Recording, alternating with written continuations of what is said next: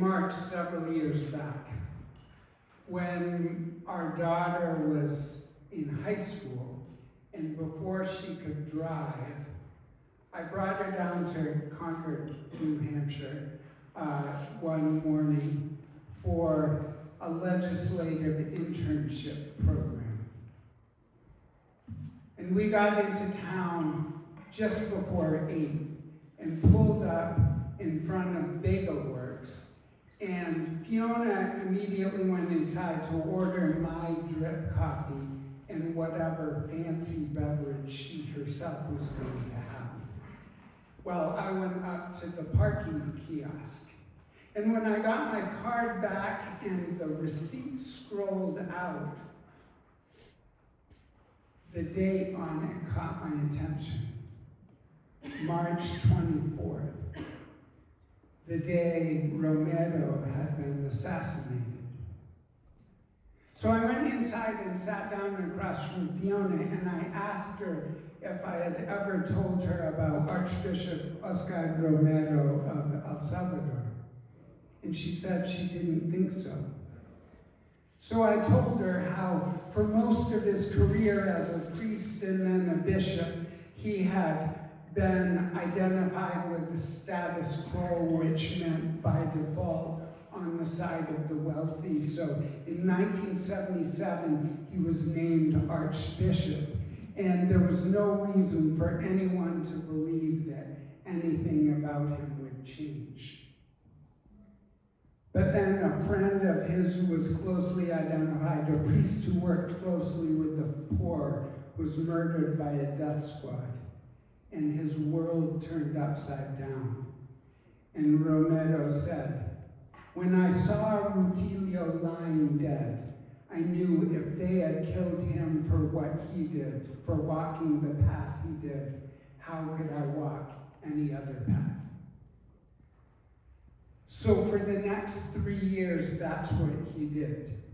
He redeemed himself. He identified himself with the most vulnerable in the country. He challenged the wealthy and the powers that be and the military, and even went on national airwaves to order the army, in the name of God, stop the repression. And I told her how on this day in 1980, he had been shot dead while saying Mass, while consecrating the chalice, and how in that tiny country, 250,000 people attended his funeral. Fiona was quiet for a moment, and then she said, "Papa, what made you the way you are? I mean, I know you did human rights work in Guatemala, and that's how you met Mama, but was there any one thing that changed you?" So I told her this story.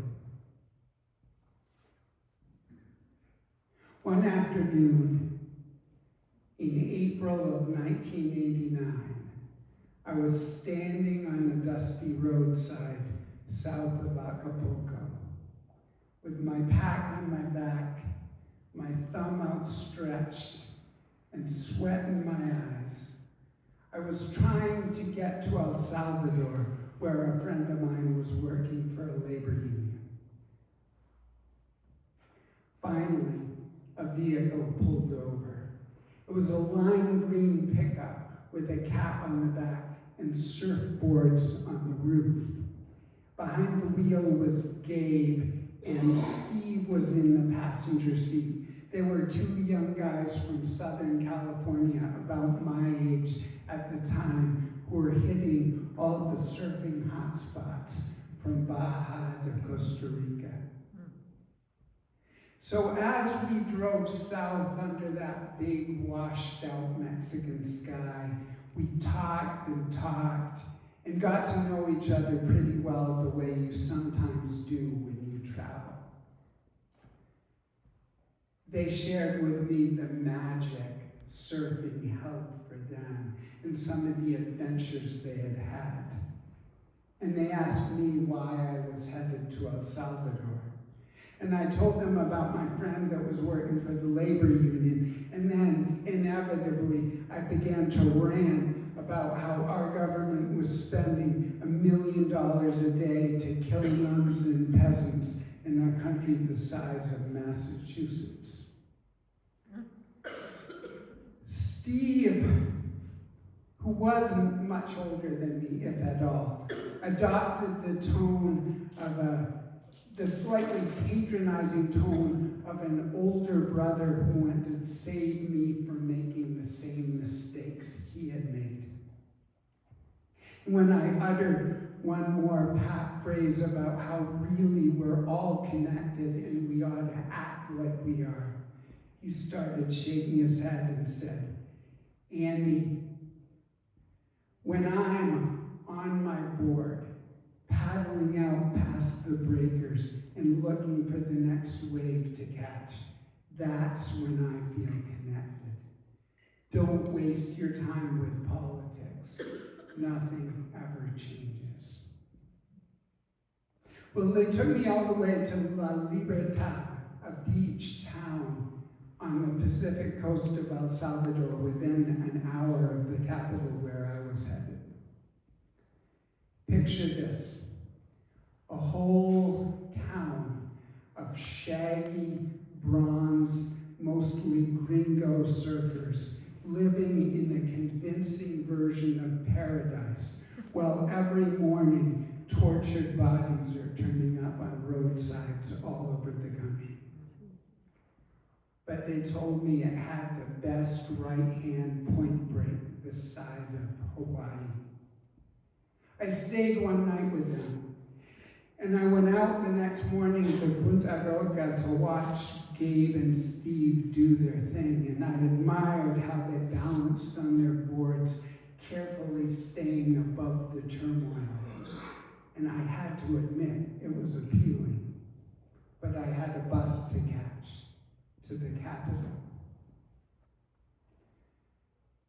The office of FENASTRAS, the National Federation of Salvadoran Workers, was on a quiet side street not far from the center of the city.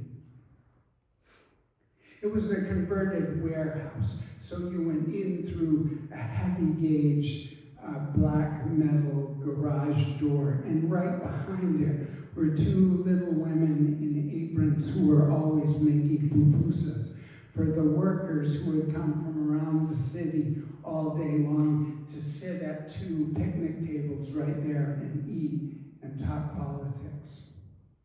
The place was a hive of activity because everybody was getting ready for a big march and demonstration to challenge the regime that would happen on May Day.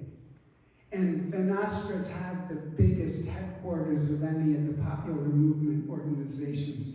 So there were people from other labor unions and women's organizations and student organizations with their repurposed sheets spread out on the concrete floor, painting them with slogans and acronyms in big red and black block letters. Well, when the day came, the march was a success. The banners were beautiful. We were a sea of humanity funneling through this gauntlet of olive drab clad soldiers with M16s on both sides of the road. But there was no violence that day. When I got back to the States, I got a job working at the Gap Mountain Bakery in Troy, New Hampshire, near Keene, where I could be with my girlfriend Anne, a baker, juggler, massage therapist. I was staying at her place 3 nights a week, and 4 nights a week I was camping in the Gap Mountain Cemetery between the Condons and the Jarvises. Nice, quiet neighbors. Life was good, and the war in El Salvador felt very far away. One afternoon, after Anne and I got done bagging the bread and closed up the bakery, we went next door to the convenience store to pick up a couple things before going up the hill to her place. She went to the back cooler to get a gallon of milk, and I thumbed through the Boston Globe, scanning the headlines. And one on page 6 stopped me cold. 10 die in Salvadoran labor union bombing. My heart was in my throat as I read further. It was Fenestrous. The explosive device was put in a burlap sack in front of that heavy gauge metal door. It was timed to go off at noontime for maximum effect, and when it exploded, it turned the whole door to shrapnel, and the first to die were the women who made the pupusas. I saw another friend of mine from there a couple months later when he was on a speaking tour. His head was still bound together with fiberglass mesh. The people who were seating on either side of him at the picnic table had been decapitated.